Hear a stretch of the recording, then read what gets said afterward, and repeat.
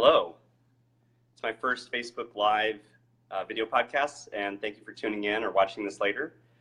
I'm Mike Rothenberg, and I'm the founder of Rothenberg Ventures.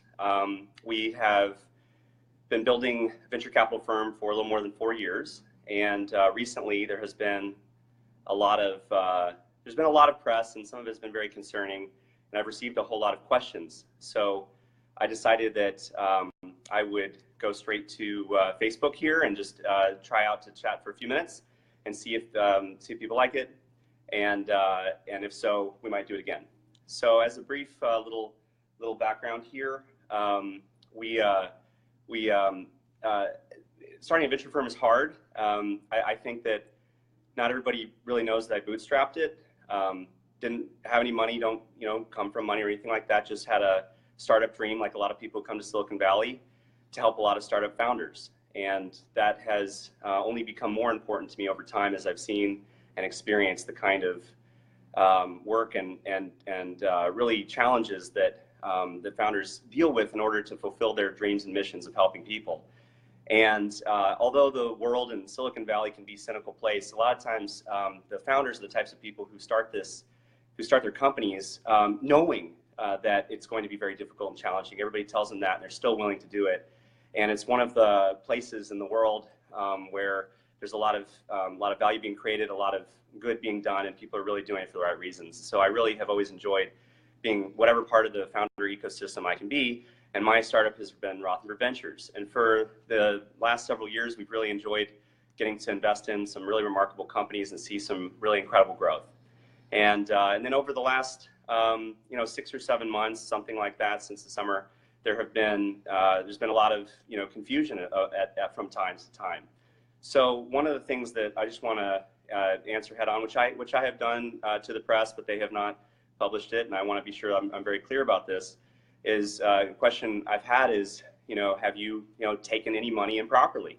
And the answer is no, and I've said that before, and that message continues to not get out there as clearly as it should. And another one is that, have we made any investments without investor permission? We haven't. We have not made any investments without investor permission. And so these two things were rumors that were started several months ago. When I first saw those things get out there, I thought that was really ridiculous and would go away quickly. And the fact is that for those kinds of rumors to go away quickly, there has to be very responsible reporting, and there has to be fair and balanced reporting. And there's a very big weight on the shoulders of reporters, because that particular group of people has to balance this really crazy thing of having to get to press as fast as possible, but still they're competing with everybody else, and the attention span of everybody is really, these days, is getting crushed because there's so many different kinds of stimulus coming at us. There's social media. It's fun, it's interesting, it's wired to make us click things and like things and move on. Everything's fast. And if you take your time to diligently report, you may have missed a story, and by the time you come out with the real story, nobody cares anyway. And it may not be as exciting as the initial fake story that you got to start with. And so I try to, when I think about all these, quite slanderous, libelous things that are out there, I try to empathize with the reporters that are doing that, because if they hear some salacious, wonderful thing, and it would be really, kind of tragically cool for them if it was true, because they'd get a lot of clicks, maybe it could even be a story that could live on, then it would be very inconvenient if they found out that the stories they were trying to publish just weren't true. And so I've looked into this a little bit, and I've learned that some publications have a rule where if they hear from 3 anonymous sources, even if they're 3 friends sitting in the same room, not willing to go on the record, they can actually use that as though it's a fact. And so that's where the judgment would come in. And I've had a few times where I'll give you an example. A reporter that I have respected and seen a lot of really great things out of, by the name of Kat at the Wall Street Journal, one time called me in late August, and she said, "I heard from 3 people you're stepping down from your firm." And I said, "Oh, I'm really glad you called me, because I haven't done that, and I'm not planning to step down from my firm, and so thank you for clarifying." She said, "Well, I heard 3 people, none of them will disclose their name, but they all said you will be doing that, so I'm going to run with the story." And one of the craziest things I've ever seen in print was a publication I respect and a reporter I respect, Wall Street Journal and Kat, published in writing, Mike Rothenberg has stepped down from his firm, like it was some kind of past tense fact. And that was just mind-blowing to me.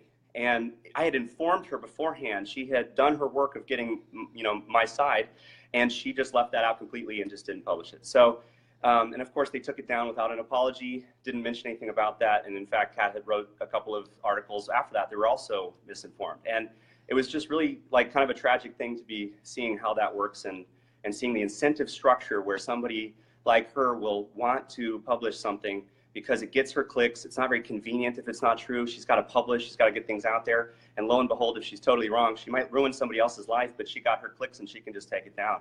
And so another question people have is, so how come, some of this stuff keeps getting published?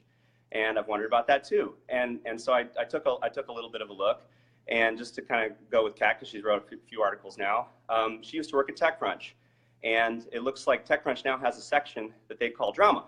And why a tech blog has a section they call drama, I'm not sure, but it's an interesting section, and so I guess it's appropriately named. But she used to work there with another reporter, tabloid reporter, I guess, by the name of Sarah Burr, who likes to publish in this kind of drama genre, where I'm not really sure like why that exists to begin with, but they used to work together. And I've talked to Sarah a couple times, and I'll give you an example of a conversation with her. Just last week, she had written a bunch of, terrible stuff a while ago and then hadn't for 2 or 3 months. So I thought, okay, great, this has died down. We're hoping that we don't have a lot of drama here. Nobody wants drama. We all want to move on. And maybe if I'm not, saying a whole lot of stuff, I can minimize the drama, and that would be great for everybody. Most of all, our founders. We want everybody to get back to work and be able to build.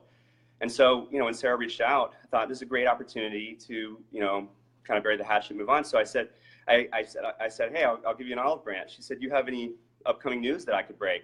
And I said, well, we've been thinking about, renaming the firm back to Rothenberg Ventures, because that's what everybody continues to call it.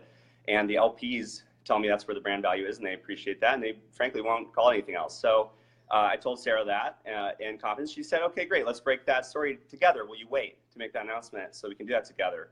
And I said, okay, there's the olive branch. And then, last week, she just comes out with some article without checking with me about the timing and syncing on that. It's not that big a deal what the name of our firm is. You can change the name of a firm in a day. We can do that. But the point is kind of this incentive structure, I think, around reporters having to publish so much that they kind of have to go with whatever they have. If they don't even have something else, they'll just kind of go with it. And as long as somebody told them that, or it's been told them by like 3 times, they can do that. And I think we're seeing that really all over the country, and all kinds of pressure to publish.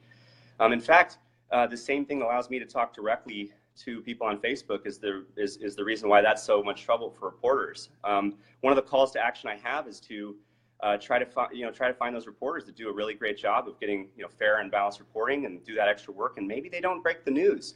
I think we need to take a little bit of the pressure off who breaks it, because that's the age before social media. Anyone can break anything first now, and it's not that big a deal.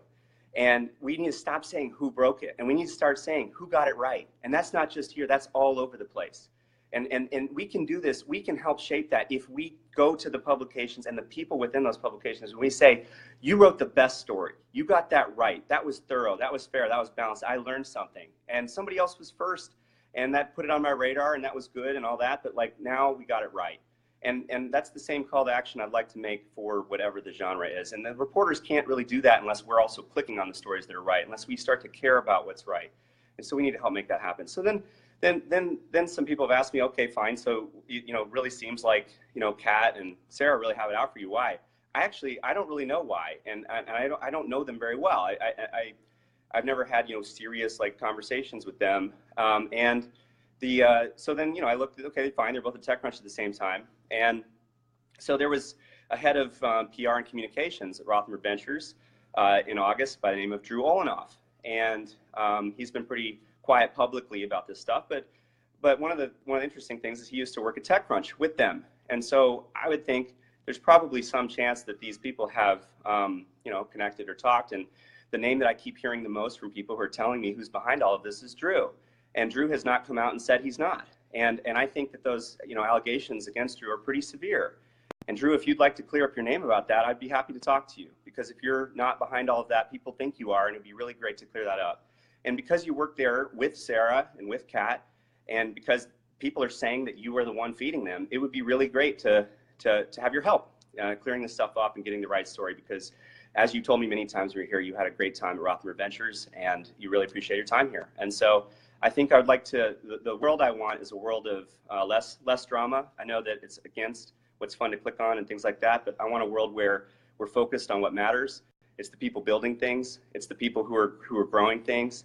It's people who need the help and the support and the positive airspace, and they need it not sucked out by things that are dramatic waste of time. And so that's why I'm doing this. And I have to say this on a personal level. The last 6 or 7 months have been incredibly difficult for me. The main thing that has mattered to me in business is integrity, and always has been. Everybody who knows that. That's where they went for. They went for my integrity, and it has been really, really painful to like watch how people respond to that. And it's been inspiring on other sides as well.